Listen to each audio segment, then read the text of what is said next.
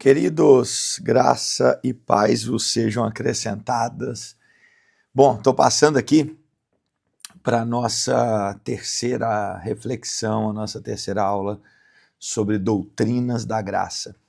Como você ouviu a primeira sobre soberania exaustiva, né, eu falei alguns pontos, tentei falar de uma maneira bem suave, bem tranquila, para não trazer muita dúvida na mente daqueles que estão tendo o primeiro contato, né, com o assunto soberania exaustiva. E na segunda aula falamos sobre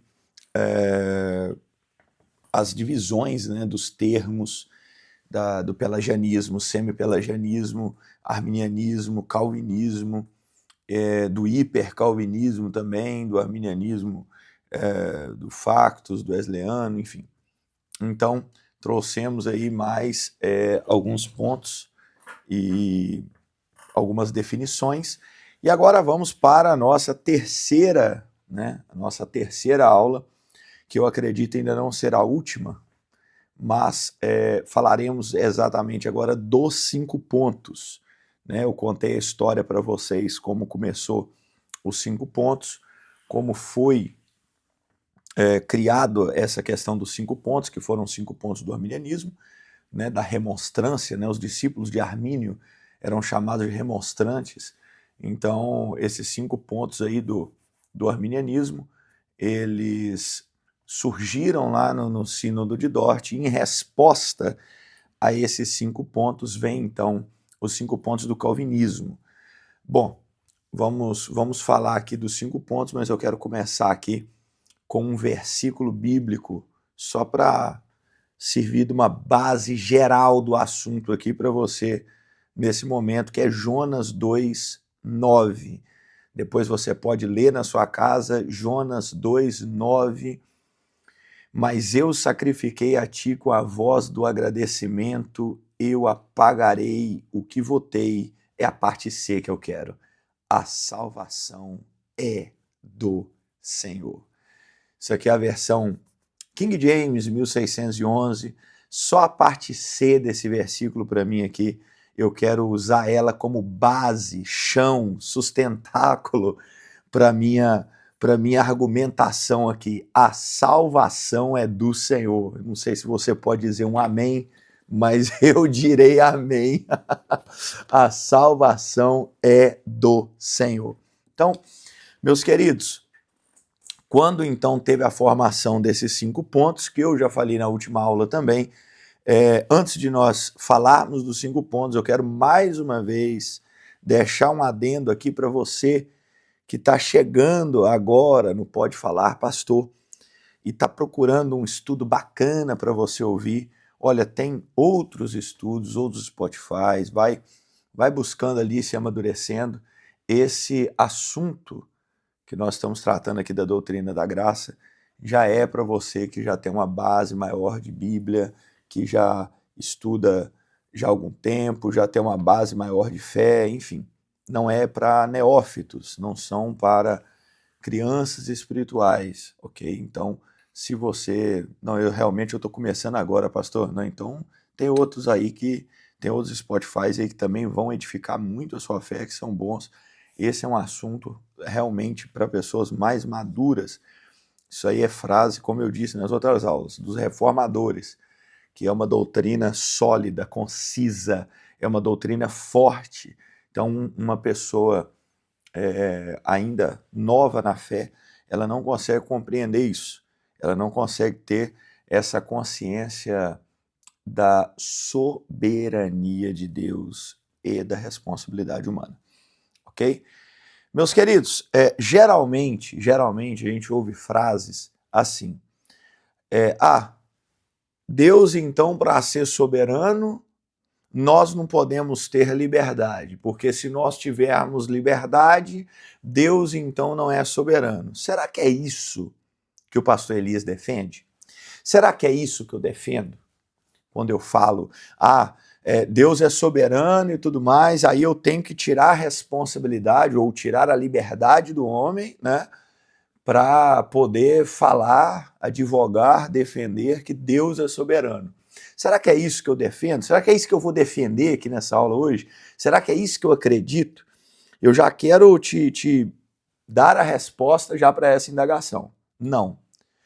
Para Deus ser soberano, nós não temos que ter liberdade? Não, nós somos livres, é aí que está o ponto. Irmãos, não confundam as coisas. E eu sempre falo isso aqui com os irmãos, não vão para o 8 para 80. Não vamos ficar no 880. Geralmente a gente quer construir opinião teológica no norte e sul, no 880. Ou é preto ou é branco, entende? Então assim, geralmente, não é sempre, geralmente as opiniões teológicas mais bíblicas são as mais equilibradas e não aquelas que estão em extremos, ok? Ah, é preto ou é branco? Às vezes a opinião bíblica é cinza. É o meio, é uma mesclagem dos dois. E geralmente a gente quer ficar no 8 ou no 80. Ou é um ou é outro. Calma, irmão.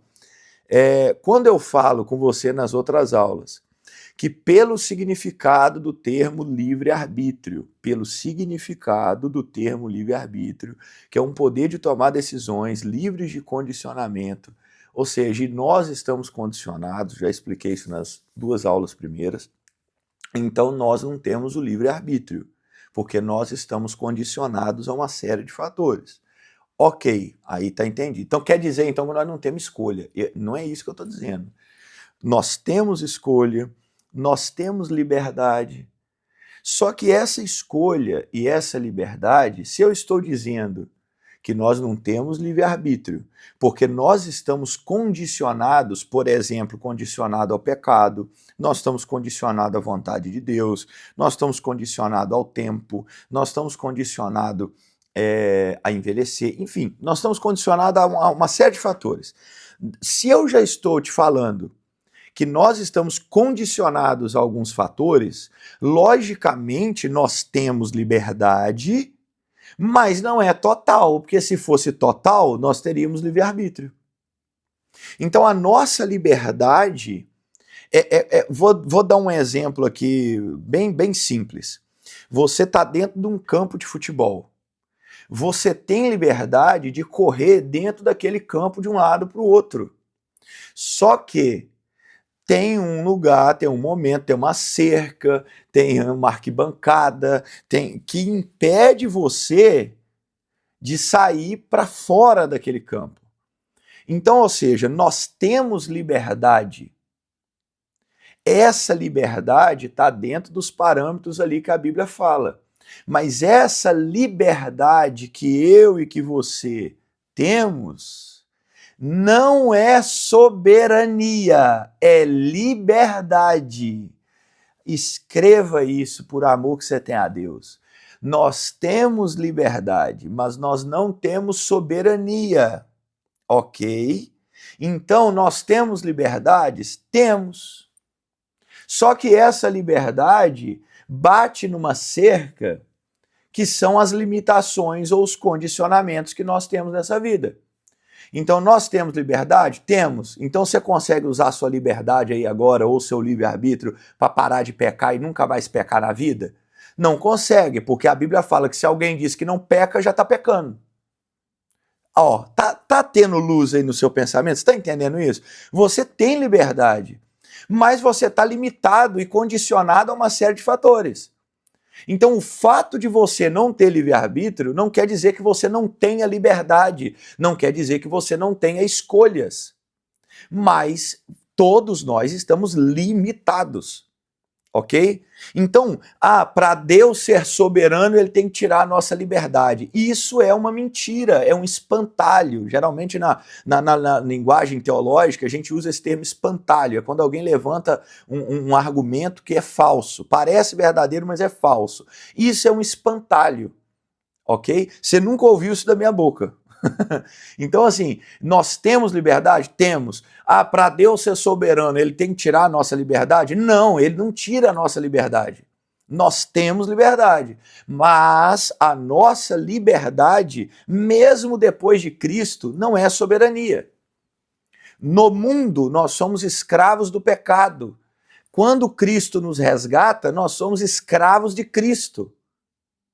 Você tem liberdade, mas não é soberania. No mundo você é escravo do pecado, serve ao pecado. Hoje você é escravo de Cristo, serve a Cristo. Ou seja, lá atrás você não tinha liberdade, você não tinha livre-arbítrio para sair do pecado, para se salvar, para crer, enfim, você não tinha livre-arbítrio para isso. Hoje você não tem livre-arbítrio para fazer a sua vontade. Nós fazemos a vontade de Cristo, ok? Mas nós temos liberdade hoje dentro da igreja, pastor? Eu sirvo a Jesus e não tenho liberdade? Tem liberdade. Mas você já percebeu que tem muita coisa que você quer fazer e Jesus fala assim, não faça isso, não responda isso, não fale aquilo, controla a sua língua, olha o que você está fazendo, olha, você tem liberdade, mas em todo momento o Espírito Santo está nos lembrando para não fazer a nossa vontade, mas fazer a vontade de Deus, fazer a vontade de Cristo, ser imitador de Cristo, seguir a palavra de Cristo, entende? Então você tem liberdade? Tem, por isso que a gente erra, peca, quebra a cara. Geralmente eu costumo falar com os irmãos que a nossa salvação é uma luta constante de Deus levando a gente para o céu e a gente lutando para ir para o inferno. Porque toda vez que nós erramos, falhamos, pecamos, quebramos a cara, é a prova que nós temos liberdade. Se eu defendesse que nós somos robozinhos, se eu defendesse que Deus está lá coordenando, determinando, predestinando cada passo, se eu defendesse isso, porque eu não defendo, se eu defendesse isso, eu ia dizer que depois de Cristo, a nossa vida é perfeita, a nossa caminhada é impecável, nós não erramos, não falhamos, não caímos e não transgredimos.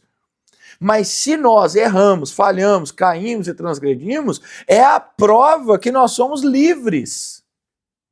Porque se nós não fôssemos livres, a nossa caminhada ia ser perfeita, plena. Ia ser uma coisa linda. Mas a maior prova da nossa liberdade é porque nós erramos, falhamos e caímos. E quem que vai nos levantar? Quando eu caio, quando eu erro, quando eu falho, quem que me levanta? Eu? Não, é Deus que vai lá. Entende? Então, nós somos livres, mas não somos soberanos. A maior prova da nossa liberdade são os erros que nós cometemos. E Deus vai lá, nos levanta, nos restaura, nos redime, ok? O justo pode cair 7 vezes, de todas elas o Senhor colocará ele de pé. Então, isso daqui é um ponto que eu quero deixar aí para você ter como início dessa aula, para não ter espantalhos, sabe? Tem muito espantalho nesses debates, nessas opiniões, e os espantalhos são esses, sabe? Nós então não temos liberdade. Tem liberdade. Mas você consegue usar sua liberdade agora para sair voando? Não consegue. Você consegue usar sua liberdade agora para abandonar o pecado? Você consegue usar sua liberdade agora para entrar lá no céu? Você tem liberdade, mas tem limitações, diferente de Deus. Deus não tem liberdade, Deus tem soberania, não tem limitações. Não tem 4 cerquinhas, linhas, que obstruem a vontade de Deus. A vontade de Deus é perfeita, plena, agradável, boa. Ele faz o que lhe apraz. Fim. Nós não, nós temos várias limitações. A gente não consegue usar o livre-arbítrio com as leis da terra, porque se você quebrar uma lei da terra, você vai preso. Ou seja, com a lei da terra nós não temos soberania, com a lei da terra nós não temos soberania. Aí nós queremos ter soberania com Deus, aí é difícil, né? Mas vamos entrar nos 5 pontos, que isso aqui é só para esquentar os seus motores aí. Perfeito? Então, primeiro ponto, e eu peço muito carinho aqui dos irmãos arminianos, muito carinho, muito amor. Por favor, minha intenção com essa aula não é atacar vocês, pelo amor de Deus, nós somos irmãos em Cristo, tá? Eu amo a vida de vocês, caminhamos juntos, pregamos juntos e glória a Deus. Mas eu preciso nessa aula, peço que vocês tenham paciência comigo, porque eu preciso nessa aula colocar os pontos do arminianismo e do calvinismo e obviamente eu vou ter que argumentar por que eu sou calvinista, por que eu não concordo com a ótica lá arminiana. Então, eu não estou atacando vocês, e por favor, irmão, quem ouvir esse Spotify, não estou dizendo que arminiano é herege, não estou dizendo que arminiano é um ensinamento contrário à Bíblia, por favor, não vamos criar aqui divisões que não existem no corpo de Jesus, ou brigas que não existem. A nossa luta é contra hostes espirituais da maldade, tá? Então, eu só peço esse carinho que, assim, eu vou ter que argumentar o porquê que eu não concordo com aquele ponto arminiano, mas é com todo respeito aos irmãos e, por favor, eu faço das palavras de Wesley e Whitefield, que quando indagado se um ou outro ia para o céu, né, porque um era arminiano, o outro era calvinista, eles falavam, não só acredito que vai para o céu, como vai estar do lado de Jesus. Então, dito isso, vamos começar. O primeiro ponto do arminianismo, do Factus, é a depravação total, ok? E o do calvinismo também, os 5 pontos do calvinismo, o primeiro ponto do calvinismo é a depravação total. Quando você vai para arminianismos, por exemplo, como o wesleyano, é um arminianismo mais humano, mais humanista, entende? Então, quando você vai para um wesleyano, um arminianismo wesleyano, você tem mais foco nessa escolha do homem, nessa capacidade do homem, entende? Escolher e tudo mais. Bom, primeiro, eu vou defender para você a depravação total, né? E eu vou te explicar o que é esse termo, depravação total, e colocar os textos bíblicos aqui que dão base à depravação total. E se você pode pegar aí um papel e uma caneta e anotar isso, anote, porque eu vou te passar desde o Antigo Testamento até o Novo Testamento os versículos que dão base à depravação total. Pastor, o que é depravação total? É que depois, é a teologia, o estudo que ensina, e que depois da queda do homem, o pecado depravou o homem, ok? Depravou o homem, que eu digo, em questões espirituais, certo? Então eu não estou dizendo que esse homem teve efeitos, nossa, o que é esse depravado? Depravado em questões espirituais. Afetou o corpo, né? Porque vivíamos mais, hoje morremos muito antes. A própria morte, né? A própria morte também é uma causa no corpo do pecado, tanto é que o salário do pecado é a morte.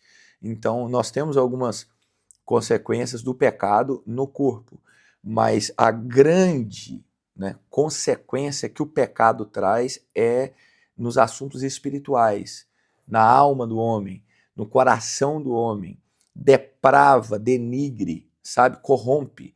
É por isso que nós vamos ver daqui a pouco aí, que a vontade do homem, então, ela vai sempre puxar, pender para o mal, para as coisas do mal, do pecado. O prazer do homem, então, começa a ser o pecado. Né? As paixões e os prazeres humanos depois da queda já começa a ser o pecado. Então eu vou te explicar aqui bem a depravação total e depois eu vou te falar qual que é a diferença da depravação total no calvinismo e do arminianismo. Qual que é a diferença da depravação? Porque eu acabei de te falar que no arminianismo do Factus é depravação total e no calvinismo é depravação total. Então é a mesma coisa. Só que tem uma diferença. E eu vou colocar essa diferença para você depois que eu te explicar os textos bíblicos aqui da depravação total. Porque essa diferença é aonde que pega. É aonde que pega. E eu já quero te alertar aqui uma coisa. Nesses 5 pontos aqui do calvinismo e do arminianismo, o ponto que eu considero mais importante é esse aqui agora da depravação total. Por quê? Porque se você entender a depravação total bem entendido, se você entender a depravação total bem entendido, acabou. Se você entendeu a depravação total, você vira calvinista. Pastor, como assim? Tem mais 4 pontos aí pela frente? Eu sei. Só que nos 5 pontos do calvinismo, eles estão todos interligados.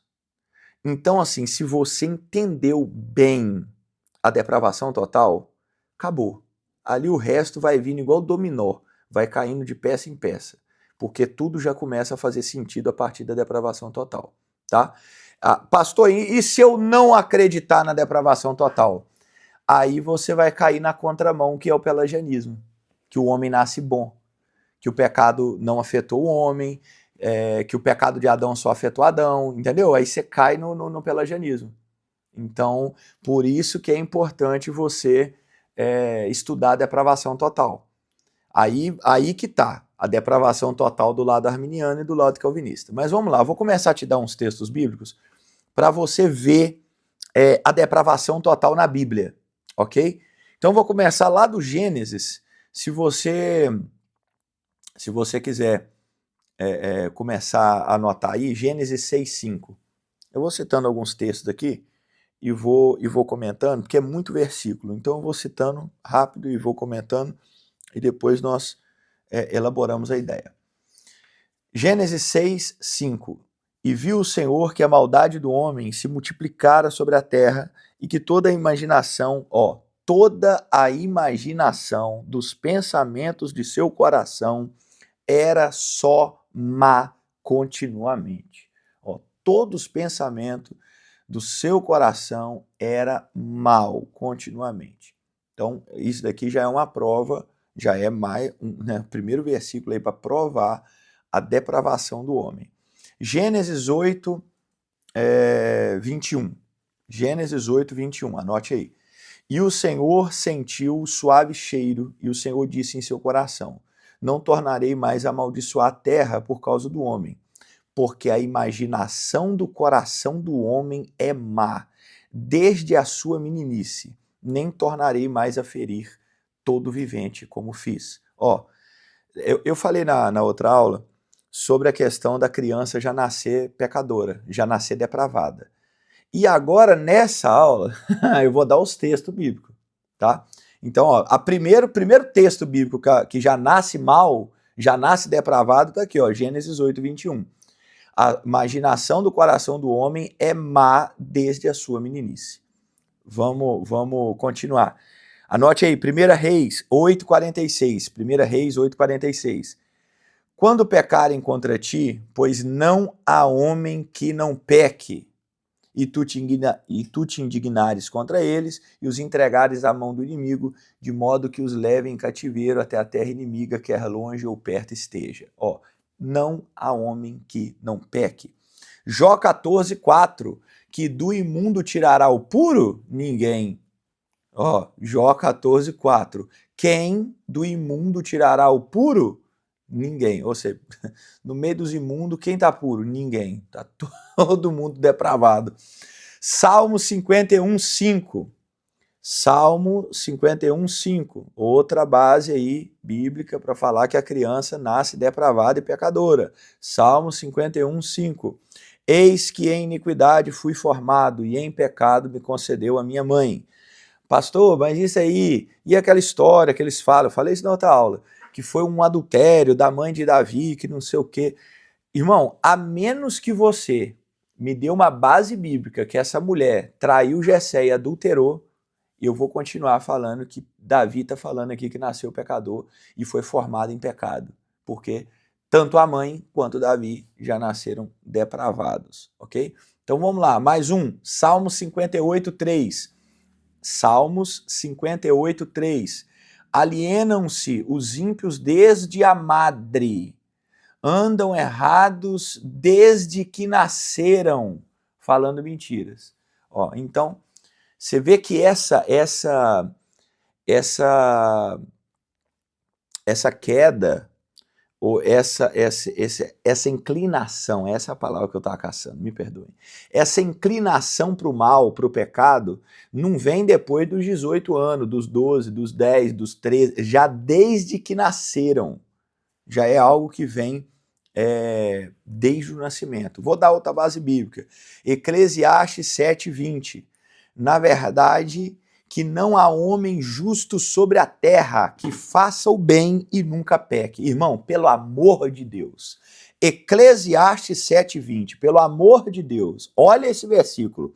Na verdade, que não há homem justo sobre a terra que faça o bem e nunca peque. Como que você vai defender uma depravação parcial com um texto desse aqui dentro da Bíblia? Não, e já citei um monte, ainda vou citar um monte. Mas olha esse daqui, só esse, vamos dizer que só tem esse. Como que defende que tem justo na terra, que tem gente que faz o bem, porque o coração é bom? Olha aqui, não tem que faça o bem que não peque. Eclesiastes 7:20. Vamos continuar. Isaías 64:6. Isaías 64:6. Anote aí, Isaías 64:6.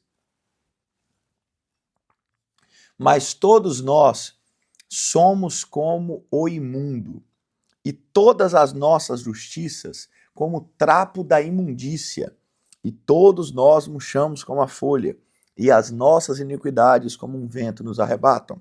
Ó, esse é o versículo que eu falei na outra aula, aonde que Deus compara a nossa justiça como trapo de imundícia.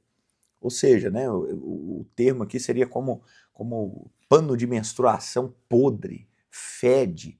Então a nossa justiça, você que acha aí que é justo, é como um trapo de imundícia perante Deus. Vamos nós. Vamos para a próxima base bíblica.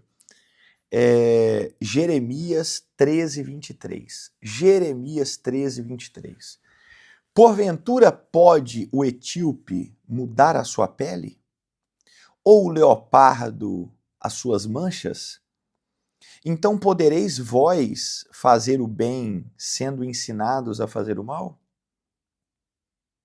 Ó, então, se não tem como o etíope mudar a sua pele, nós não temos como mudar a nossa natureza. Nós, não estou dizendo Cristo, ok? Nós, não estou dizendo o Espírito Santo. Nós não temos como mudar. Jeremias 17:9. Jeremias 17:9. Enganoso é o coração, mais do que todas as coisas, e perverso. Quem o conhecerá? Então, olha o seu coração aí. Quando o pessoal fala assim, siga o seu coração, siga, né, o que você está sentindo. Olha aí o que a Bíblia fala. Enganoso é o coração, mais do que todas as coisas, e perverso. Então, esse é o estado, irmãos. Esse aqui é o estado que está o coração do homem. O coração do homem é enganoso, é perverso, é caído, é depravado. Esse é o estado do coração do homem, entende? Então não tem como falar assim, não, isso aí é apenas um versículo isolado. Não, enganoso é o coração do homem. Esse é o estado que o pecado deixou a humanidade. Por isso que Jesus fala com Nicodemos em João 3:3, que ele tem que nascer de novo, senão ele não vai poder ver o reino de Deus. Olha, nascer de novo não é trocar uma coisinha ou outra. Tem que nascer de novo, tem que vir novamente. É totalmente diferente, ok? Outra base bíblica aí para depravação total. João capítulo 3, versículo 19. E a condenação é esta, que a luz veio ao mundo e os homens amaram mais as trevas do que a luz. Os homens amaram mais as trevas do que a luz, porque as suas obras eram más. Então, o coração do homem, a vontade do homem é exatamente essa. É inclinar para o mal, é amar o mal. Ele não quer amar nada que seja de Deus, ok? Vamos seguir aqui. Vamos seguir aqui. João 8, 43 e 44. Por que não entendeis a minha linguagem? Por não poderdes ouvir a minha palavra. Vós tendes por pai o diabo e quereis satisfazer o desejo do vosso pai. Ele foi homicida desde o princípio e não se firmou na verdade, porque não há verdade nele. Quando ele profere mentira, fala do que lhe é próprio, porque é mentiroso e pai da mentira. Então, olha, quem não tem desejo pela palavra, ou obedece ao Senhor e tudo mais, ele tem por pai o diabo e quer satisfazer os desejos dele, ok? E sem falar, eu falei aqui do coração do homem, eu falei aqui do coração do homem que é enganoso, que é perverso. O próprio Jesus ele fala isso. O próprio Jesus fala que o estado do coração do homem ele está totalmente depravado. Entende? O próprio Jesus fala que o coração do homem está totalmente entregue a essas paixões, certo? Quando Jesus vira lá, os fariseus estão falando assim, mas olha aí os seus discípulos, eles não estão lavando a mão, que era uma tradição, né? O Novo Testamento ele está muito envolto de tradições, por causa das 3 escolas rabínicas que tinham naquela época, né? Que era a de Gamaliel, a de Shammai e a de Hillel. Então tinha muita tradição, tinha muito rabino que defendia, né, falava essas tradições, e eles consideravam isso assim, como se fosse inspirado da Bíblia. Então eles questionaram, por que os seus discípulos não lavam a mão? E aí Jesus fala assim, olha, os meus discípulos, eles não lavam porque isso aí são tradições de homens, mas vocês estão preocupados com o que entra pela boca, o que pode contaminar o homem é o que vem de dentro. E aí ele fala isso, né? Isso está lá em Marcos 7, 21 e 22. Se você quiser anotar também, é uma boa base bíblica para depravação total. Eu estou citando algumas aqui, irmãos, mas eu não estou citando todos os versículos da Bíblia de depravação total, não, tá?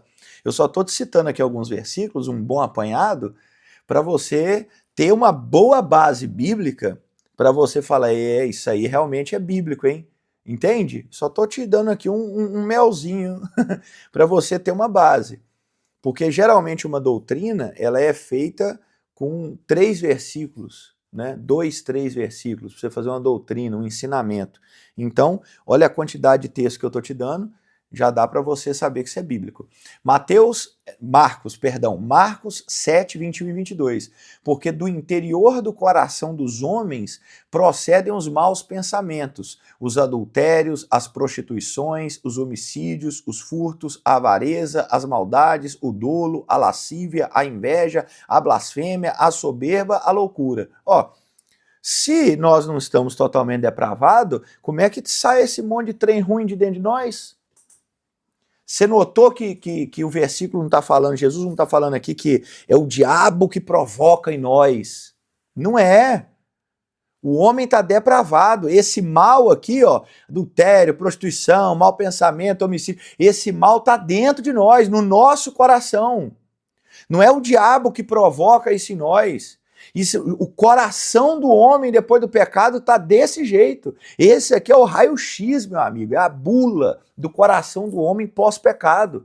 Agora, você já percebeu que quando são coisas boas é o Espírito Santo que provoca em nós? Você já percebeu que para falar aqui das coisas ruins, da depravação, está falando, do interior do coração dos homens procedem, ou seja, está dentro de nós. Essa depravação, esse mal está dentro de nós. Já é o nosso coração, o nosso pensamento é depravado. Não precisa do diabo provocar isso na gente. Você já leu a lista lá em Gálatas das obras da carne? Não é obra do diabo, irmão.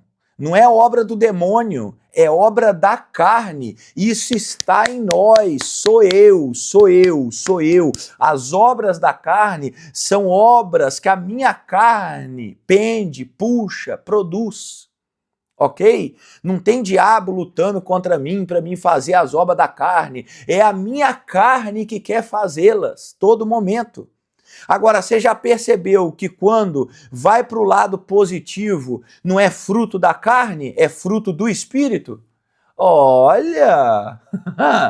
Quando é o ponto positivo, é fruto do espírito. Ou seja, quando é obra de santidade, restauração, regeneração, é o Espírito Santo que provoca em mim. Mas quando nós estamos falando de mal, é a carne. Então, tá aqui, eu estou colocando com você essa linha de pensamento da depravação total. Então, vamos dar mais uma base bíblica. Agora vou entrar em Romanos 3, 10 e 11. Romanos 3, 10 e 11. Para mim, a carta de Paulo aos Romanos é a carta que ele mais fundamenta o ensino da depravação total, para mim.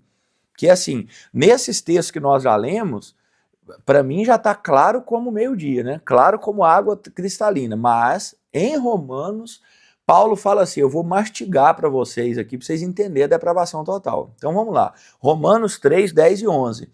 Como está escrito, não há um justo, nem um sequer, não há ninguém que entenda, não há ninguém que busque a Deus. Olha, aí é complicado, sabe? Porque se você entender bem a depravação total, olha um versículo desse aqui, Romanos 3, 10 e 11. Não tem ninguém que entenda e não tem ninguém que busque a Deus, meu amigo. Como é que você está? Como que eu saio de uma depravação total e eu vou cair numa eleição condicional? Condicional a quê, pelo amor de Deus? Se não tem ninguém que entende, se não tem ninguém que busca a Deus, se não tem nenhum justo, nenhum sequer, se essa carne está depravada, caída, eu ainda vou caminhar mais, tem muito mais texto na depravação total, para você ter uma ideia do cenário que o homem está, para você entender a localização que o ser humano está. Depravado, caído, como meu pai? Que a gente sai de uma depravação total e eu vou falar assim, mas Deus te elegeu com base no que ele viu em você. O que ele viu? Se só tem pecado, adultério, prostituição, homicídio, furto, avareza, maldade, lascívia, inveja, blasfêmia. Não tem. O que vem de bom já é resultado da ação do Espírito Santo. Então, calma que eu ainda... Vamos mais. Romanos 5,12. Romanos 5,12. Portanto, como por um homem entrou o pecado no mundo, e pelo pecado a morte, assim também a morte passou a todos os homens, por isso que todos pecaram. Todos pecaram. Não tem esse ser humano que fala, não, eu sou de boa, graças a Deus, eu sou santo. Não tem. Romanos 7, ó, tá vendo o tanto de citação em Romanos? Paulo, ele fundamenta a depravação total. É demais. Romanos 7, versículo 18, depois nós vamos ler o 23. Romanos 7, 18 e 23. Porque eu sei que em mim, isso é, na minha carne, não habita bem algum. Gente, assim, não, pera, calma. Meu Deus, gente do céu. Porque eu sei que em mim, isto é, na minha carne, não habita bem algum. E com efeito, o querer está em mim, mas não consigo realizar o bem. Mas vejo nos meus membros outra lei, que batalha contra a lei do meu entendimento, e me prende debaixo da lei do pecado que está nos meus membros. Olha, isso aqui não tem, sabe? Não tem. Não tem. Olha aqui. Eu sei que em mim, isso é, na minha carne, não habita bem algum. Com efeito, o querer está em mim, mas não consigo realizar o bem. O ser humano, ele pode até falar, nossa, queria fazer o bem, mas ele não consegue. Ele não consegue. Quando eu falo bem, irmãos, vamos entender isso aqui, né? Que a gente tem que explicar cada termo aqui para não ficar mal entendido. Quando eu falo bem, eu não estou falando a pegar um prato de comida e levar para o mendigo. Eu não estou falando para fazer o bem, pegar um dinheiro, fazer uma doação para uma família que está precisando. Eu não, igual os espíritas fazem, né? Nossa, nós praticamos boas obras. Quando eu falo bem, Paulo está falando aqui de pecado. Ele não está falando aqui de ação social. Ele não está falando aqui de boa atitude. Ai, boa atitude do dia, né? Boa ação do dia. Isso aqui é questão espiritual, santificação e pecado, entende? Santificação e pecado. Eu estou falando aqui de algo espiritual. Você pode querer ser santo, você só vai conseguir se Deus fizer na sua vida, se o Espírito Santo produzir na sua vida. O querer está em mim, mas o realizar eu não consigo.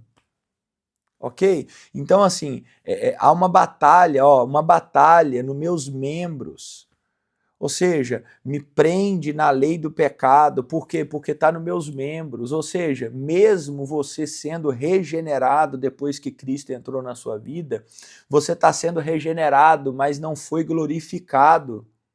Para você ser glorificado, vai ser no céu. Aí você não vai pecar mais, aí beleza. Mas agora não tem jeito.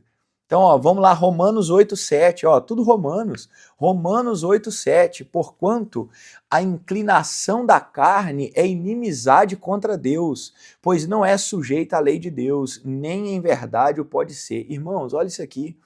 A inclinação da carne é inimizade contra Deus. Você notou que a gente não está no nível, nós não está zerado, nós não está neutro, nós não está... Não, nós estamos inclinados. E a inclinação da carne é inimizade contra Deus. Ou seja, nós não somos neutro, zerado, não, nós estamos assim, equilibrado, nivelado, entendeu? A gente pode pender para um lado ou pender para o outro. Não, não tem isso, nós estamos pendidos já, nós já estamos inclinados, e a inclinação da carne não é oração, a inclinação da carne não é jejum, a inclinação da carne é inimizade contra Deus, Romanos 8,7. Então a vontade da nossa carne não é buscar a Deus, é inimizade contra Deus. Ok? Ó, 1 Coríntios 2,14. 1 Coríntios 2,14. Ora, o homem natural não compreende as coisas do Espírito, de Deus, porque lhe parecem loucura. O homem natural não compreende as coisas do Espírito de Deus, porque lhe parecem loucura, e não pode entendê-las, porque elas se discernem espiritualmente. Olha aí. Tu vai pregar para o homem natural, tu vai pregar o evangelho, tu vai falar de Jesus para o homem natural. Para ele é loucura. Olha que ele não consegue entendê-la. Só entende se o Espírito de Deus convencer do pecado, justiça e juízo. Mas fora isso, o homem natural não entende as coisas do Espírito. Então você vai pregar para alguém, você fala assim, Espírito Santo, dá uma licencinha, eu vou lá falar com a pessoa, Ela não vai entender, ela não vai crer, ela não vai aceitar. Só entende, crê, aceita, confessa, arrepende, muda se o Espírito Santo convencer do pecado, justiça e juízo, porque não pode entender. Ok?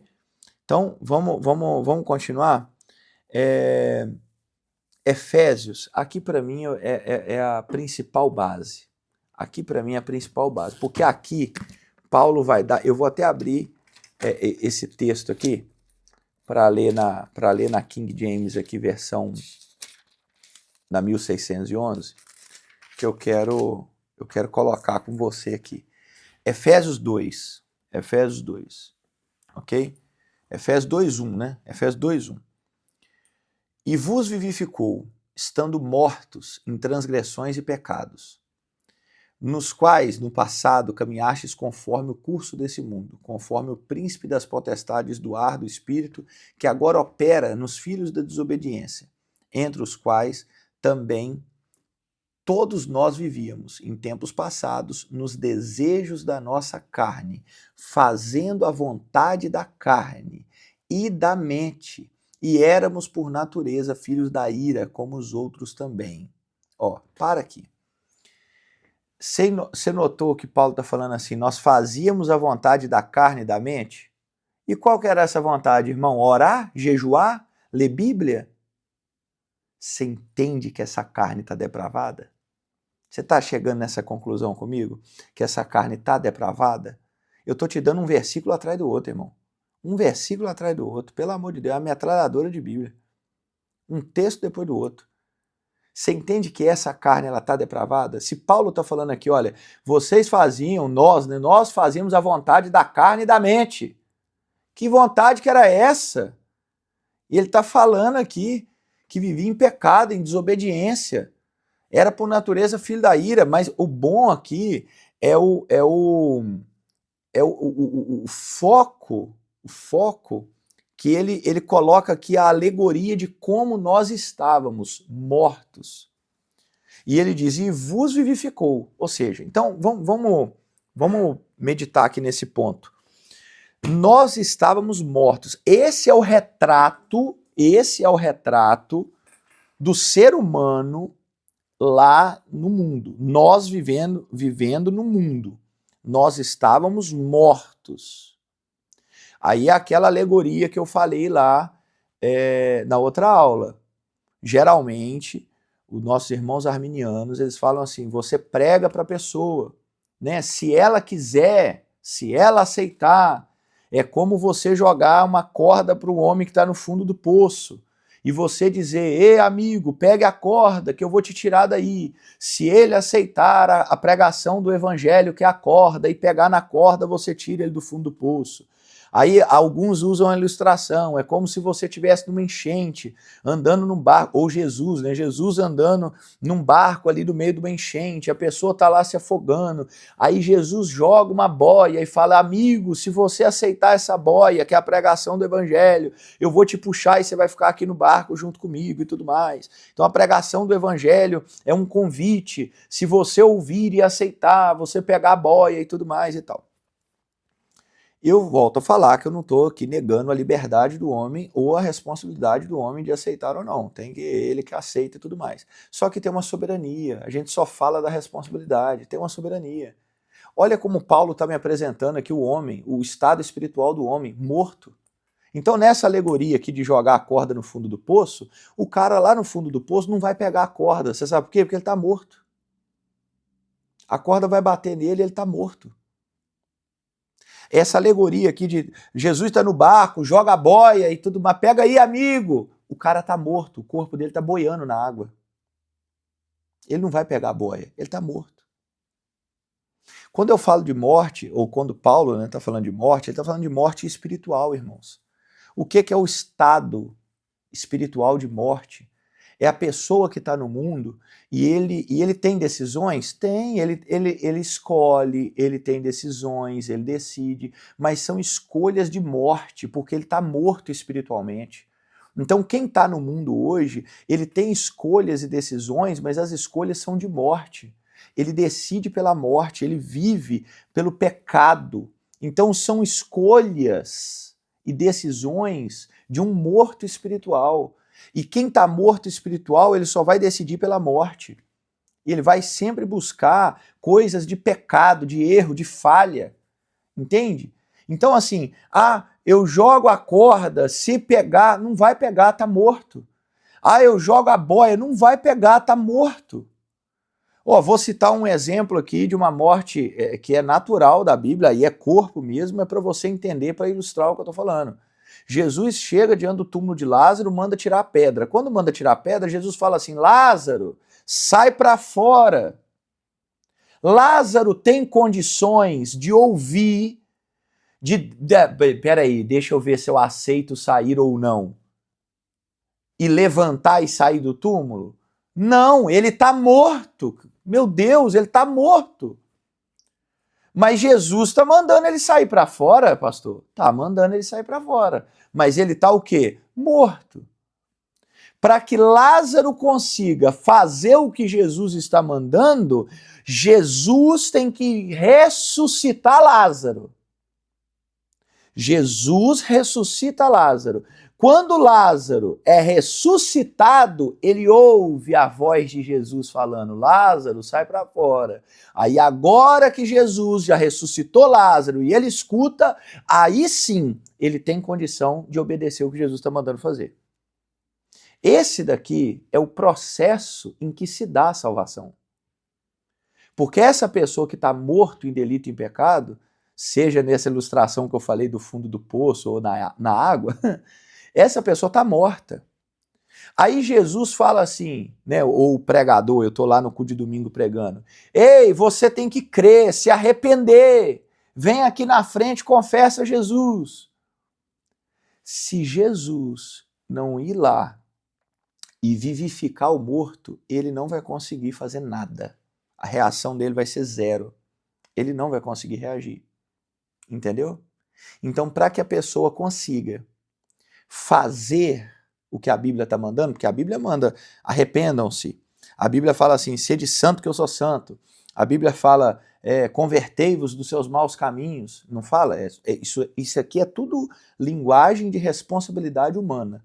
Eu ainda vou gravar uma aula aqui só de responsabilidade humana e soberania divina, fazendo um traço e um paralelo entre esses dois lados da moeda. Mas você tem esses versículos, né? Deus mandando você fazer isso. Só que se ele não te der condições, você não tem como fazer. Ok? Então, por exemplo, quando Jesus fala, Lázaro sai para fora, se ele não ressuscitar Lázaro, Lázaro não consegue obedecer.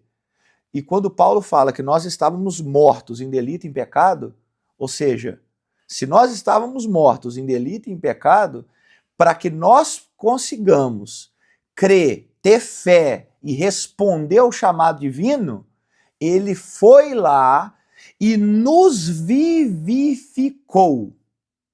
Aí, quando Jesus nos vivificou, aí nós cremos, aí nós tivemos fé, aí nós conseguimos responder o chamado de Deus. Eu parei aqui, ó, no versículo 4, né? Eu li os 3 aqui de Efésios 2, agora eu vou ler o 4. Mas Deus, que é rico em misericórdia, pelo seu grande amor com que nos amou, estando nós, olha o 5, estando nós ainda mortos em nossos pecados, nos vivificou juntamente com Cristo. Pela graça sois salvos. Por que é graça? Porque todo o processo que você recebeu não partiu nem 1% de você. Por que é graça? Porque você estava morto na prática do pecado, andando em pecado, vivendo em pecado, caminhando em pecado. Aí ele foi lá e te vivificou. Ó, versículo 6. E nos ressuscitou juntamente com ele, e nos fez assentar nos lugares celestiais em Cristo Jesus, para mostrar nas épocas vindouras as abundantes riquezas da sua graça, pela sua benignidade para conosco através de Cristo Jesus. 8.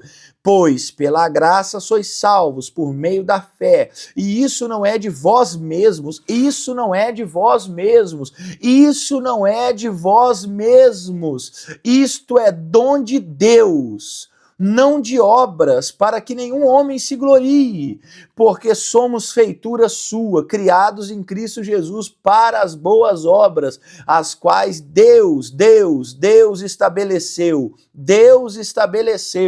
para que andássemos nelas. Entendeu? Nós estamos mortos em delito e em pecado. Ele vai onde nós estamos, na prática do pecado, mortos, caminhando no mundo, e nos vivifica. Quando ele nos vivifica, aí nós temos condição de ter fé, aí nós temos condição de crer, aí nós temos condição de dizer sim. E olha só, pela graça sois salvos por meio da fé, e isso não vem de nós. O que não vem de nós? Nem a graça vem de nós e nem a fé vem de nós. Isso é dom de Deus. Se você e eu recebêssemos a salvação porque nós cremos, pelo menos uma participação da salvação era nossa. Por quê? Porque no estalar dos ovos, por que você foi salvo? É porque eu aceitei. Eu criei. Mas a Bíblia está dizendo que você estava morto. Você não tinha condição de crer, nem de ter fé, nem de nada. Você estava morto. Aí ele foi lá e te vivificou. Aí depois que ele te vivificou, você creu. Aí sim você creu. E olha só, até as boas obras é Deus que estabeleceu para a gente andar nela. Hein? É Deus que estabeleceu para a gente andar nela. Aí a pergunta é, por que Deus não vivifica todo mundo? A pergunta é, se ele nos vivificou e por conta dele nos vivificar, nós conseguimos crer, ter fé, arrepender dos pecados, seguir a Deus, seguir a Jesus, se converter dos maus caminhos, andar nas boas obras, por que Deus não vivifica todo mundo?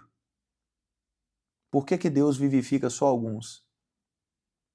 Por que no Antigo Testamento ele não trabalhou em todas as nações da terra? Ele trabalhou só em Israel.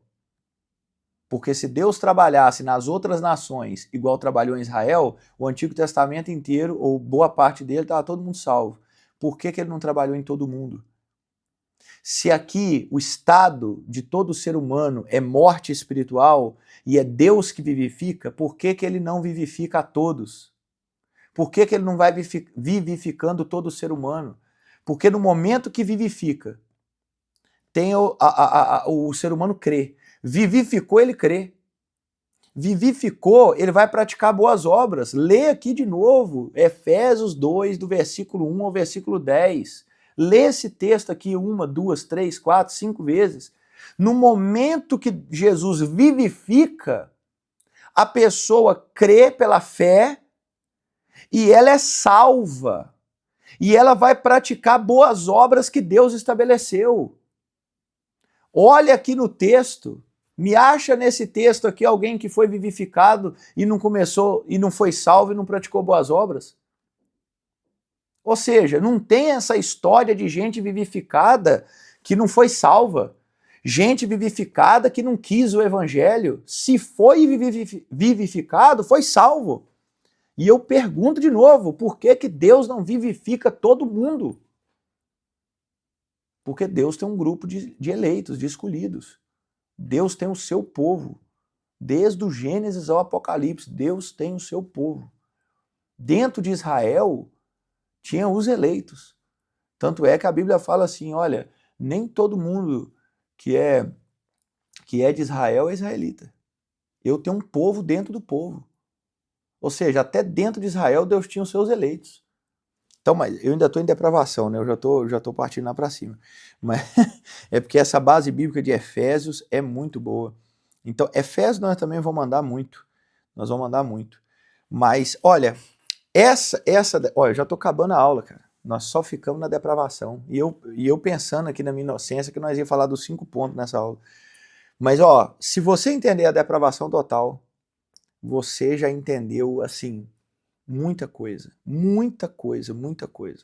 O homem está depravado. Pastor, qual que é a diferença entre a depravação que você disse no início da aula do arminianismo para a depravação total do calvinismo?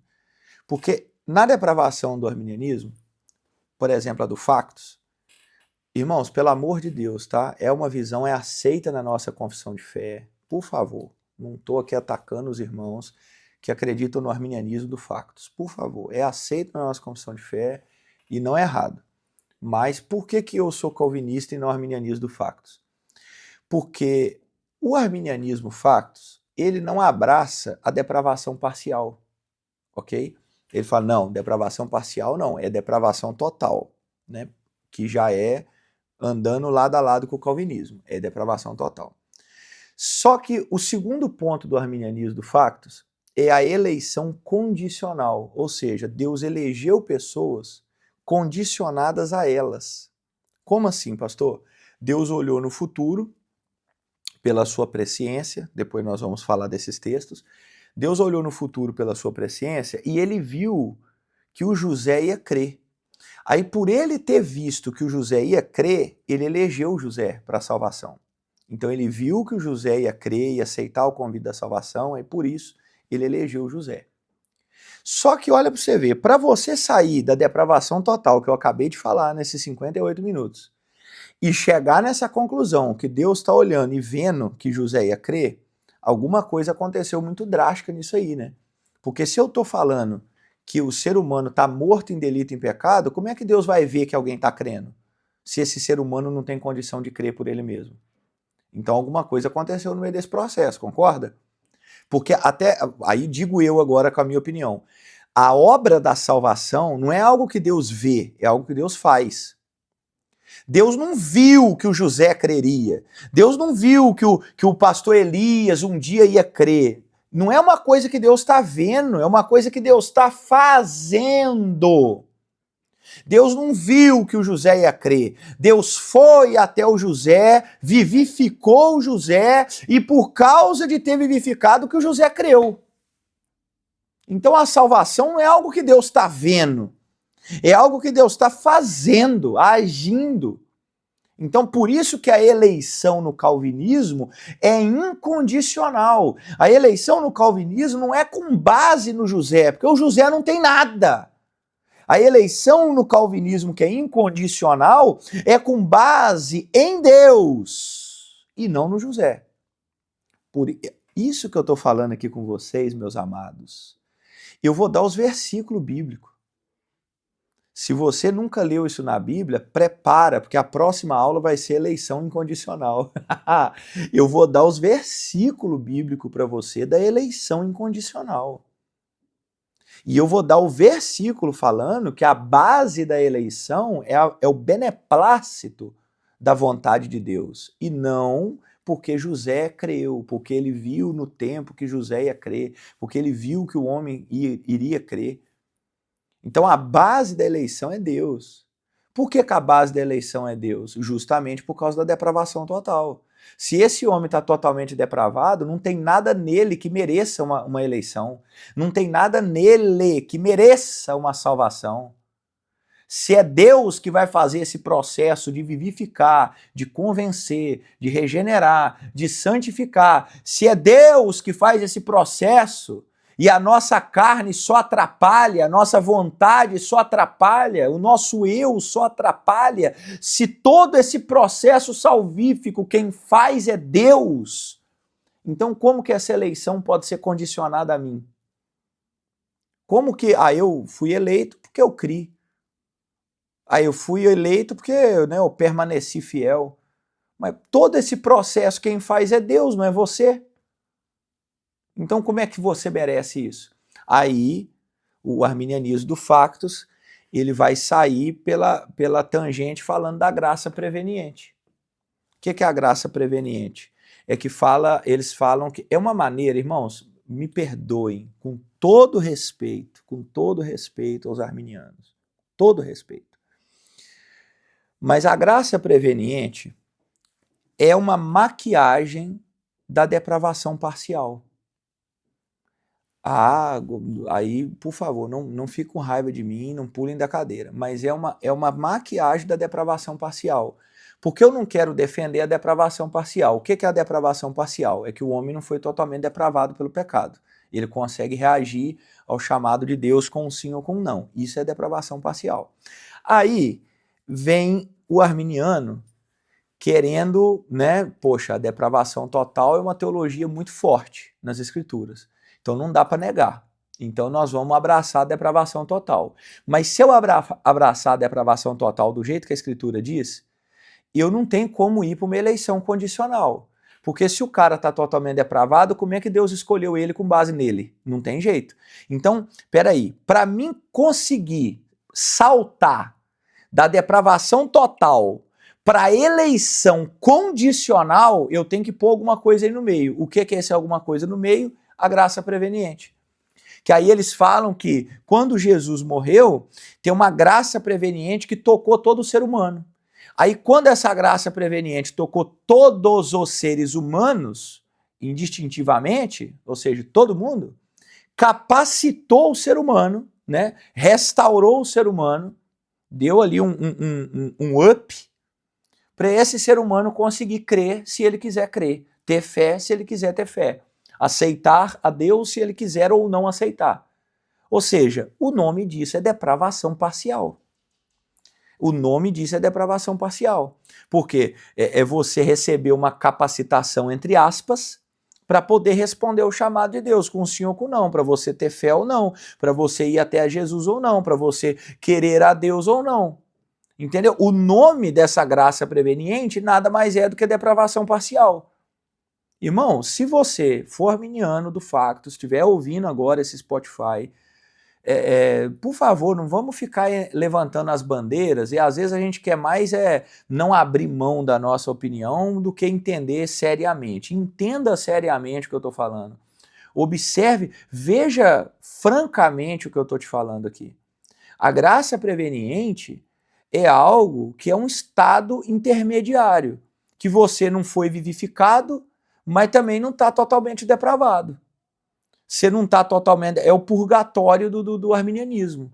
Você não está totalmente depravado, mas também não está vivificado. Você está ali no meio. Esse meio é a graça preveniente. Isso não tem lógica. Isso não tem base. Pastor Elias, mas e os textos? Vou citar os textos que os arminianos geralmente usam para falar da graça preveniente. João 1,9. Era a luz verdadeira que ilumina a todo homem. vindo ao mundo. Ó, era a luz verdadeira que ilumina a todo homem vindo ao mundo. Aí eles falam que Cristo iluminou a todo ser humano. Ó, então foi todo mundo iluminado e tá todo mundo aí agora tendo condição de responder sim ou não para Jesus. Outro texto, esse aqui é o que eles mais usam, Tito 2,11. Aí, você que é arminiano, olha aí, eu estou citando as suas bases, meu irmão, é nós, estamos juntos. Só que depois eu vou falar porque que qual o ponto aqui que está errada a interpretação, que eu considero, tá, irmãos? Não estou dizendo que é heresia, pelo amor de Deus. Tito 2,11, porque a graça de Deus se manifestou salvadora a todos os homens. Olha, pastor Elias, agora deu ruim para você. Porque a graça de Deus se manifestou salvadora a todos os homens. Olha aí. Então, a graça de Deus, essa é a graça preveniente, pastor Elias. Se manifestou, olha, salvadora, salvando todos os homens.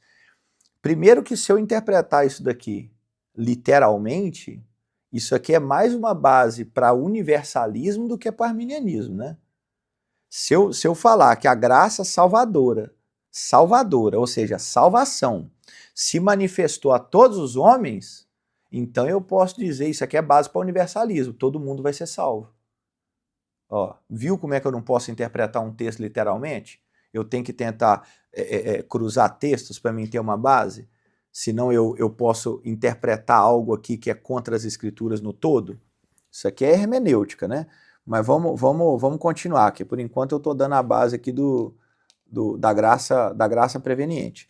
Então, ó, citei João 1,9, Tito 2,11, agora ó, João 12,32. João 12,32. E eu, quando for levantado da terra, atrairei todos a mim. Isso é um texto que Jesus está dizendo. E eu, quando for levantado da terra, atrairei todos a mim. Todos. Ó, olha aí, Jesus atraiu todos. Mais uma vez eu estou te falando. Se interpretar aqui literalmente, é mais uma base bíblica para universalismo do que para arminianismo, tá? Então, mas vou continuar. 1 Timóteo 2,4. Eita, agora arminiano vai dar até aleluia. Ó, 1 Timóteo 2,4. Deus deseja que todos os homens sejam salvos e cheguem ao pleno conhecimento da verdade. Oh, glória, agora acabou. Deus deseja que todo mundo seja salvo e chegue ao pleno conhecimento da verdade. Pronto. Primeiro que aqui, mais uma vez, se eu interpretar esse texto literalmente, eu falo que Deus deseja, mas não consegue. Deus quer algo e não efetua. Deus está tentando algo e não consegue. Deus tem um desejo, mas a vontade dele não consegue ser satisfeita. E isso daqui já é uma contradição com aqueles versículos que eu te passei da soberania exaustiva. Porque lá eu tenho um Deus que quer e faz, que nenhum dos planos pode ser impedido, que agindo ninguém impede. Se eu interpretar esse texto dizendo que Deus quer algo e não consegue, opa, eu tenho uma contradição feia. Então, há uma interpretação para 1 Timóteo 2,4? Lógico que há, e depois eu te falo. Romanos 5,18. Pois assim como por uma só ofensa veio o juízo sobre todos os homens para condenação, assim também, por um só ato de justiça, veio a graça sobre todos os homens para a justificação de vida. Mais uma vez, se eu pegar esse texto aqui, literalmente, eu tenho mais uma base bíblica para o universalismo. E eu já vi muita gente que defende o universalismo usando esse versículo aqui, ó, que o pecado de um fez o pecado entrar sobre todos os homens e a justiça de um, que é Cristo, trouxe salvação a todos os homens. Ou seja, todo mundo está salvo. Entendeu? Você entendeu como é que eu não posso pegar um texto desse e interpretar assim? Ah, é a graça preveniente. A graça preveniente trouxe justificação? Tá todo mundo justificado? Graça preveniente justificou a todos? Ô, irmão, cuidado, cuidado. Ó, Atos 7,51. Homens de dura cerviz, incircuncisos de coração e ouvido, vós sempre resistis ao Espírito Santo. Aí esse versículo aqui é usado para falar que nós conseguimos resistir o Espírito Santo, que nós conseguimos, né, impedir o agir de Deus. Só que isso aqui nada mais é do que mais uma base bíblica para a depravação total. Nós somos homens de dura cerviz, incircuncisos de coração e ouvido, e nós sempre, a nossa vontade, o nosso querer, a nossa carne é resistir ao Espírito Santo. Só que essa resistência aqui, esse coração de pedra, ele é quebrado pelo poder de Deus. Ok? Porque quem aqui que vai ouvir essa aula e vai falar que não tinha coração de pedra no mundo? Quem que vai ouvir essa aula aqui vai ter coragem de falar assim, não, no mundo não, eu sempre fui santo no mundo. Todos tinham coração, todos nós queríamos e resistimos o Espírito Santo. E você sabe por que você está aqui hoje ouvindo esse Spotify? Porque o Espírito Santo venceu a sua resistência.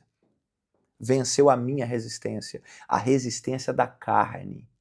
A carne pende para a inimizade contra Deus, mas ele venceu a nossa resistência. 2 Pedro 3,9, o Senhor não retarda a sua promessa, ainda que alguns a julguem demorada. Pelo contrário, é longânimo para conosco, não querendo que ninguém pereça, mas que todos cheguem ao arrependimento. Olha aí, não quer que ninguém pereça, mas que todos cheguem ao arrependimento, ou seja, todas as pessoas cheguem ao arrependimento. Ele não quer que ninguém pereça. Olha, não, se interpretar dessa maneira, nós temos um problema terrível, porque ele não quer que ninguém pereça, mas é ele que condena. Ele não quer que ninguém pereça, mas é ele que convence, que vivifica, e ele não vivifica todo mundo. Então eu tenho que saber do que grupo que é esse, que Deus não quer que perece. Que grupo que é esse? Quem que está falando de quem? Eu tenho que saber de quem. Então, eu já está com 1h11, né? Eu não sei se vai dar para... Eu vou colocar só aqui as respostas, né, para esse ponto aqui da graça preveniente, que eu vou citar um versículo aqui, que é João 6,44. João 6,44. Esse versículo, se você puder imprimir numa cartolina e pregar na porta da sua casa ou na parede, você vai... Isso aqui já arrebenta muita coisa, viu? João, olha o tanto de versículo que eu citei, eu já vim mais ou menos comentando, mas olha esse aqui, João 6,44. Ninguém pode vir a mim se o Pai que me enviou não trouxer, e eu ressuscitarei no último dia.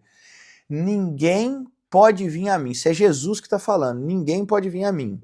Se o Pai que me enviou não trouxer, eu pergunto para vocês, se é o Pai que tem que trazer alguém até Jesus, porque ninguém pode vir a Jesus se o Pai não trouxer, por que o Pai não traz todo mundo? Por que o Pai não traz todo mundo? Então, meus amados, essa graça preveniente que o arminianismo do Factus fala, é uma graça que toca as pessoas, todo mundo, para ele poder falar sim ou não, é o que eu estou falando. É uma maquiagem, uma maquiagem da depravação parcial, tá? O cara não quer assumir a depravação parcial, aí ele joga uma graça preveniente que vai dar no mesmo. Vai pegar uma outra rua, fazer 2 curvas e vai cair na mesma coisa, que é o quê? O homem não está totalmente depravado e ele consegue responder, crer, ter fé por si só. Ok? Então, isso quebra a depravação total. Se você que está ouvindo essa aula até agora, se você entender a depravação total, você já não tem... o próximo passo é a eleição incondicional. Se você entendeu que esse homem está caído, depravado, sem a presença de Deus, a unção de Deus, sem nada, ele não vai conseguir crer. Porque olha para você ver, eu ainda vou falar versículos sobre crer, tem muita coisa, irmãos, é muito grande, mas ó, João 10, 26, 27, Jesus falou assim, mas vós não credes, porque não sois das minhas ovelhas. As minhas ovelhas ouvem a minha voz, e eu as conheço e elas me seguem. Olha aí, por que tem gente que não crê? Por que tem gente que não crê? Não é porque ele recebeu a graça preveniente e recebeu o direito de dizer sim ou não. Não, ele não crê porque não é ovelha de Jesus. Jesus falou assim, quem é minha ovelha ouve e crê. Ó, você quer ver outro exemplo? Atos 13:48. Atos 13:48 é outro versículo que você põe na cartolina aí na sua casa. E os gentios, ouvindo isso, alegraram-se, glorificavam a palavra do Senhor. E, ó, escuta a parte C do versículo. E creram todos os que estavam ordenados para a vida eterna. Ó, não foi ordenado para a vida eterna quem creu. Creu porque foi ordenado para a vida eterna. Tem algumas versões que fala destinado para a vida eterna. Ó, não foi destinado para a vida eterna quem creu. Creu quem foi destinado para a vida eterna. Você entendeu? Ou seja, quem crê é quem é ovelha. Quem crê é quem foi destinado para a vida eterna. Quem crê é quem foi vivificado. Quem vem a Jesus é quem o Pai traz.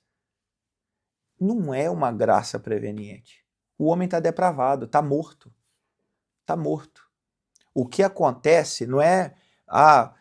o Pai vai lá, vivifica e traz até Jesus. Esse é o processo que acontece. Não é um sinergismo, é um monergismo. A força central da salvação é Deus, não é o homem. Não é o homem com a sua resposta. É Deus com o seu poder que vivifica, convence, justifica, glorifica. Não é o homem. Entende? Então essa graça preveniente, que é esse estado intermediário entre a depravação total e a eleição condicional do arminianismo factus, destoa do ensino bíblico, sai fora do ensino bíblico. Entende? Não tem, é contrário ao ensino bíblico. O homem está depravado, totalmente depravado, totalmente afundado em pecado. Então, Deus não joga uma graça na humanidade e fala assim, agora vocês conseguem responder. Não. Ele tem que ir lá vivificar, e ele não vivifica todo mundo. Pastor, mas você citou os versículos lá do arminiano, lá da graça preveniente, e não respondeu. Então vou te responder. O João 9 que eu falei, ele era a luz verdadeira que ilumina a todo homem vindo ao mundo. Ilumina a todo homem é que Jesus se manifesta a toda a humanidade. Ilumina a todo homem não quer dizer salva a todo homem. Ilumina a todo homem não é uma graça preveniente, que é um estado intermediário. Ilumina a todo homem que Jesus é a luz do mundo. Luz do mundo é o quê? É que agora o mundo então está salvo, porque ele é a luz do mundo. O mundo então está em santidade, porque Jesus é a luz do mundo. O mundo agora recebeu capacitação de Deus, porque Jesus é a luz do mundo. Não, ele é a luz do mundo porque ele se manifesta nesse mundo e ele é a luz em meio trevas. Quando Jesus iluminou a todo homem, é porque ele salvou pessoas de todas as raças, de todas as tribos e nações. Entende? Então, iluminar a todo homem não é capacitar, salvar, regenerar, justificar. Obra da salvação começa com a vivificação, depois vai para a justificação, depois vai para a regeneração, depois vai para a santificação e depois que vai para a glorificação. Ok? Então, assim, não tem como nós falarmos, isso aqui, essa luz que todo mundo é porque restaurou todo mundo. Não restaurou. Aí, Tito 2,11, porque a graça de Deus se manifestou salvadora a todos os homens. Essa graça que se manifestou salvadora a todos os homens, a resposta disso nada mais é com uma pergunta. E quem que foi salvo? Quem é que foi salvo? Quem que é esse grupo que a graça de Deus se manifestou e salvou? Lê Tito 1. Lê Tito 1:1, abre aí sua Bíblia, Tito 1:1.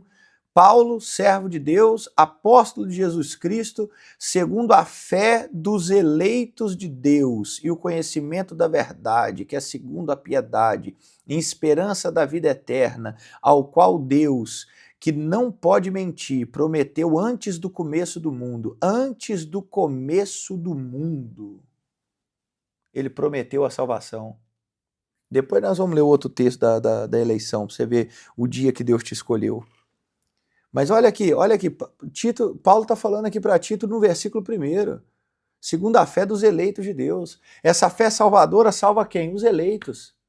Porque se fosse toda pessoa do planeta, era o universalismo, todo mundo está salvo. E se fosse uma graça preveniente, então é uma depravação parcial, não é total. Se ele está capacitando a todo mundo, então é parcial, não é total. João 12:32, né? Ah, quando eu for levantado na terra, atrairei todos a mim. Quem que Jesus atraiu a ele? Nós lemos João 6:44. Ninguém pode ir a Jesus se o Pai não trouxer. Quem que o Pai traz? As ovelhas que ouvem a minha voz e crê. Ó, quem que é que o Pai traz? Os eleitos de Deus. Ah, o Timóteo 2:4, que Deus deseja que todos os homens sejam salvos e cheguem ao pleno conhecimento da verdade. Ora, se Deus deseja algo, ele vai fazer algo. Agora, quem que são esses todos os homens? O próprio Paulo, ele fala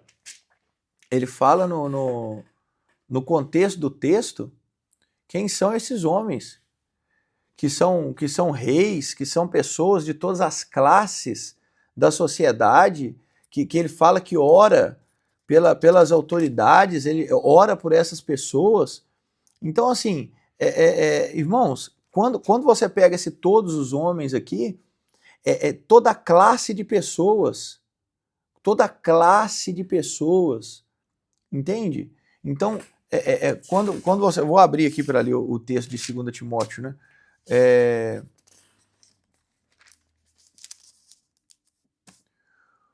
Quando você 2:4, né? Peraí que eu vou abrir aqui para mim ler o texto. E eu já estou terminando a aula, tá, irmão? Já passou um pouco do tempo. Ó, 1 Timóteo 2:4. Eu vou ler 1. Exorta-te que antes de tudo se façam súplicas. Ó, o assunto não é salvação, é súplica. E orações, intercessões, ações de graça por todos os homens. Todos os homens. Aí ele vai falar quem é o todos os homens. Pelos reis e por todos os que estão em autoridade, para que tenhamos uma vida quieta e sossegada em toda piedade e honestidade, porque isso é bom e aceitável aos olhos de Deus, nosso Salvador, que quer que todos os homens se salvem e venham ao conhecimento da verdade. Ó, ele está falando para orar pelos reis, pelas autoridades, aí ele continua e ele fala, olha, porque quer que todos os homens se salvem e cheguem ao pleno conhecimento da verdade. Primeiro que o assunto aqui, o texto aqui, já condiciona o assunto a reis e autoridades. Ok? Então, quem desses reis e autoridades, ou quem que Deus quer salvar? Quem Deus quer salvar são os eleitos. E quem Deus quer salvar, ele salva. Deus soberano. O que ele quer, ele faz. O que ele quer, ele consegue. O que ele quer, ele executa. Nós não temos um Deus que tenta, nós temos um Deus que faz. Ok? Então, o Romanos 5,18, eu falei aqui que é base para o universalismo. Se você falar que pelo pecado de Adão veio pecado para todo mundo e condenação, pelo ato de justiça de Jesus veio salvação para todo mundo. Então, se eu pegar esse texto, eu falo que todo mundo está salvo, não tem inferno. Então, qual que é a interpretação do texto de Romanos? É a mesma. O pecado entrou em toda a humanidade. Por quê? Porque todo mundo peca. E quem tiver em pecado vai ser condenado. Mas Jesus trouxe a justificação. Quem que ele justificou? Os eleitos. Aquele que o Pai foi lá vivificar. E depois que o Pai vivificou, ele creu. É porque a gente tem um costume de colocar o primeiro processo no crer, né? E não é. O primeiro processo é o Pai vivificar. O seu crer já é a reação da vivificação do Pai. Ok? O último texto eu já falei que o penúltimo texto eu já falei que é base para depravação total, que é Estevão falando que eles têm dura cerviz, né? Que eles resistem ao Espírito Santo, ou seja, isso é uma base da depravação total, prova que o homem não quer a Deus, não busca a Deus, não tem sede de Deus, não deseja a Deus, senão ele creria, né? Então a carne, ela está realmente contra, ela pende para inimizade contra Deus. E o texto de Pedro, que mais uma vez vai girar naquele mesmo argumento lá, que eu falei do Tito 2,11 e do 1 Timóteo 2,4. Ah, não quer que ninguém pereça, mas que todos cheguem ao arrependimento. Eu vou dar depois as bases bíblicas, por exemplo, quem gera arrependimento é Deus. Entendeu? Então, ele quer que todos se arrependam, que todos os eleitos, porque quem gera arrependimento no homem caído e depravado é Deus. A pessoa, ela só sente arrependimento pelo pecado que cometeu quando Deus gera arrependimento nela. Se Deus não gerar arrependimento em mim, eu vou ler depois esse texto, está lá em Timóteo, que Paulo fala com Timóteo, para orar, para Timóteo orar, para Deus gerar arrependimento no homem. Ó, Deus gerar arrependimento. Então não é o homem que se arrepende porque quer num belo dia de sol, é Deus que gera arrependimento. Ok? Então, meus amados, eu espero, falei até demais, né? 1 hora e lá vai, me perdoem. Mas, como eu disse, o primeiro ponto, que é a depravação total, para mim é o ponto mais importante desse estudo das doutrinas da graça. Por quê? Uma vez que você entende aonde o homem está, o cenário que o homem está, como ele está, acabou. O restante do processo vira automático. Porque se você entende o estado desse homem caído, acabou. Você já sai dessa aula falando assim, realmente não tem como o cara fazer algo por ele. Ele creu, ele teve fé, ele que foi lá, ele que foi atrás de Jesus. É o Pai que leva, é o Pai que vivifica, é o Espírito Santo que convence. Então esse processo de salvação é todo divino, ok? Então, na próxima aula nós vamos falar então do segundo ponto, que é a eleição incondicional. Aí eu vou fazer esse paralelo aí da eleição condicional do arminiano e da eleição incondicional. Mas eu acho que depois dessa aula aqui, quando eu falar de eleição condicional, você já vai ficar todo, não é possível. Tá bom, meus amados? Deus em Cristo os abençoe e até a próxima aula.